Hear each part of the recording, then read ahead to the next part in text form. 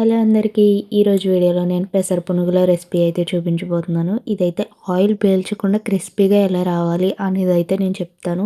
చిన్న చిన్న టిప్స్ అయితే ఫాలో అవ్వండి. చాలా ఈజీగా చేసుకోవచ్చు. ఫస్ట్ అయితే పెసరపప్పు నానబెట్టుకుని కడిగేసి గ్రైండర్లో వేసి బాగా రుబ్బుకోవాలి.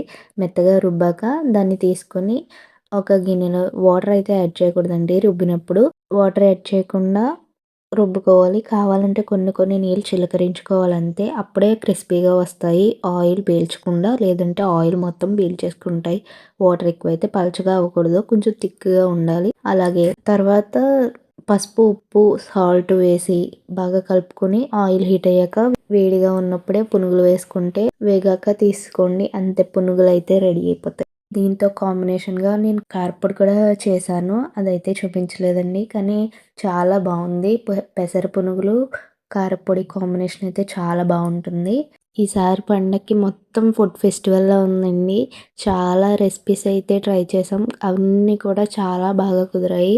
నేను ఒక్కొక్కటిగా వీడియోస్ పోస్ట్ చేస్తూ ఉంటాను. మీరు కూడా తప్పకుండా నా వీడియోస్ చూసి సబ్స్క్రైబ్ చేసుకోండి. మీకు కూడా కావాలంటే ఈ రెసిపీస్ ట్రై చేయండి. చాలా పర్ఫెక్ట్‌గా వస్తాయి. నేను చెప్పిన టిప్స్ పాటిస్తే. నేను ఆయిల్ ఫుడ్ అంతగా తినను, కానీ నాకైతే మా అమ్మ చేసిన వంటలైతే చాలా ఇష్టమండి. అన్నీ చాలా బాగా కుదురుతాయి.